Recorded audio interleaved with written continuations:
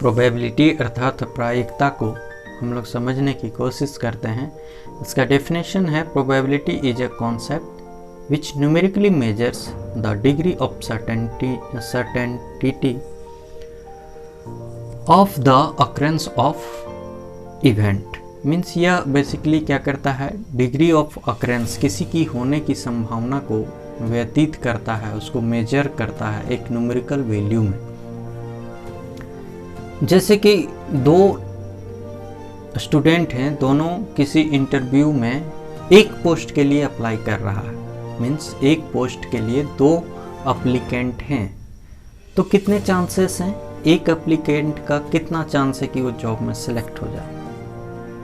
तो इसकी चांसेस कितनी है, 50% है। कहने का मतलब है कि दो कोई विद्यार्थी है या कैंडिडेट है जो इंटरव्यू के लिए जा रहा है और इंटरव्यूअर उसको सिर्फ एक आदमी को उसको सेलेक्ट करना है, तो या तो ये सेलेक्ट होगा और या तो फिर दूसरा वाला जो है वो सेलेक्ट होगा, दोनों में से एक ही सेलेक्ट होंगे। तो 50% चांस इसका है कि ये सेलेक्ट हो जाए और 50% चांस है कि जॉब में इसको सेलेक्ट कर लिया जाए। तो यहाँ पे चांसेस को बताने के लिए जो मेजर्स होते हैं वो होते हैं प्रोबेबिलिटी।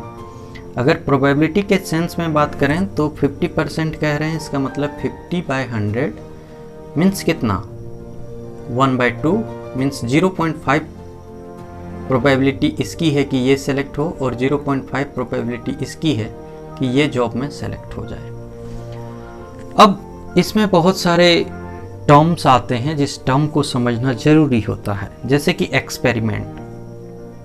तो हम लोग एक्सपेरिमेंट बेसिकली जो इसमें प्रोबेबिलिटी में देखेंगे वो देखेंगे कि किसी कॉइन को टॉस कर रहे हैं, तो वो हमारा एक एक्सपेरिमेंट हो जाएगा। ठीक है, कोई डाई है उसको थ्रो कर रहे हैं, तो वो हमारा एक एक्सपेरिमेंट हो जाएगा। कोई प्लेइंग कार्ड है, उससे हम एक कार्ड को खींच रहे हैं, तो ये हमारा एक्सपेरिमेंट हो जाएगा। और ये सारे के सारे रैंडम एक्सपेरिमेंट होंगे। मतलब अगर मैं कॉइन को टॉस कर रहा हूँ तो I am not sure that head comes होगा या टेल कम्स होगा। ठीक है, तो इसीलिए इसको रैंडम एक्सपेरिमेंट बोलते हैं। अब इसमें बहुत सारी चीज़ों को समझने का ज़रूरी है। सबसे पहले तो हम लोग प्रोबेबिलिटी को, इसका जो फॉर्मूला है उसको समझने का कोशिश करते हैं। Probability of any event E, probability of any event E is equal to क्या होता है, number of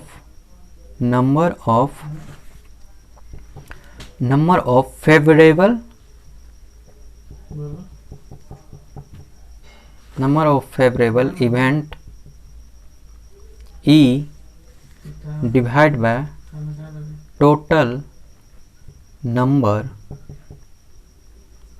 number of possible outcomes.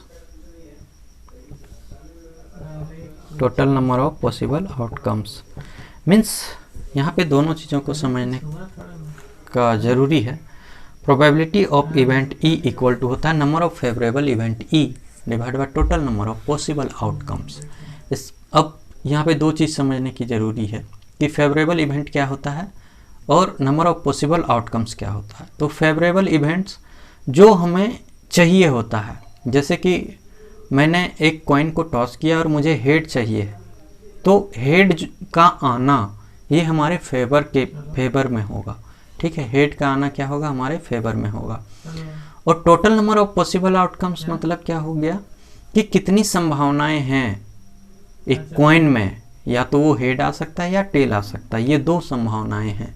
तो ये दोनों पॉसिबल आउटकम्स हो गए। तो उसी तरह डाई की बात करते हैं। जैसे डाई किसको बोलेंगे, जो लूडो की गोटी होती है, इस तरह से आप देखे होंगे, ये हमारा डाई टाइप का होता है। ठीक है, इस डाई में कितने होते हैं, 6 होते हैं। एक जगह 1 है तो एक जगह 2 मिलेगा आपको, एक जगह 3 मिलेगा, एक जगह 4 मिलेगा, एक जगह 5 मिलेगा और एक जगह आपको 6 मिलेगा। ठीक है, तो एक डाई को अगर थ्रो करते हैं तो कितने पॉसिबल आउटकम्स हो सकते हैं।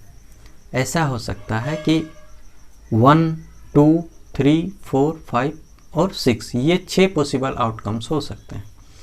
लेकिन फेवरेबल में अगर हम बोले कि 4 लाने की कितनी प्रोबेबिलिटी है, तो 4 का आना कितना बार हो सकता है? एक डाई में 4 आए, इसकी मतलब फेवरेबल इवेंट में कितनी हो सकती है? एक ही बार ऐसा हो सकता है वो 4 आ जाए।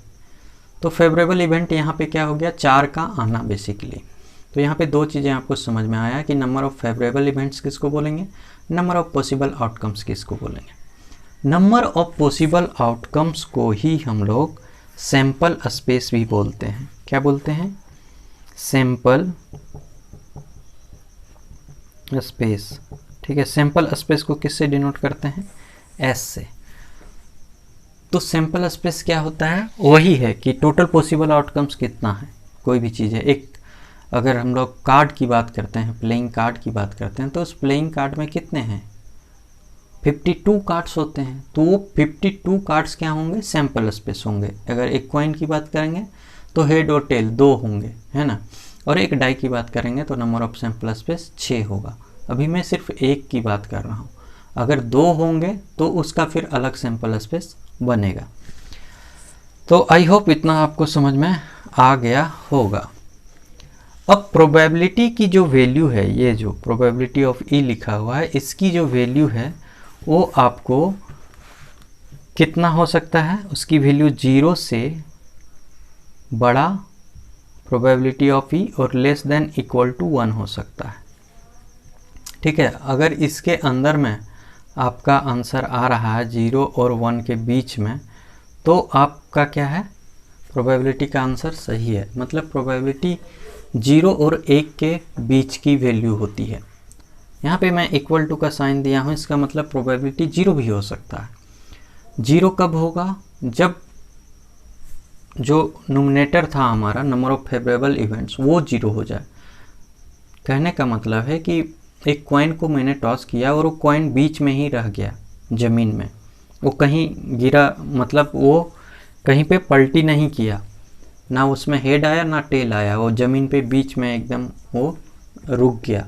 तो ऐसे कॉइन में हेड आने की प्रोबेबिलिटी अगर मैं पूछूं तो आप क्या बताएंगे? कुछ नहीं बता पाएंगे, क्योंकि वो ना तो हेड आया है ना टेल आया है, वो बीच में आपका कॉइन खड़ा है। इसका मतलब वहाँ पे प्रोबेबिलिटी क्या होगी? हेड आने की 0 हो जाएगी। ठीक है।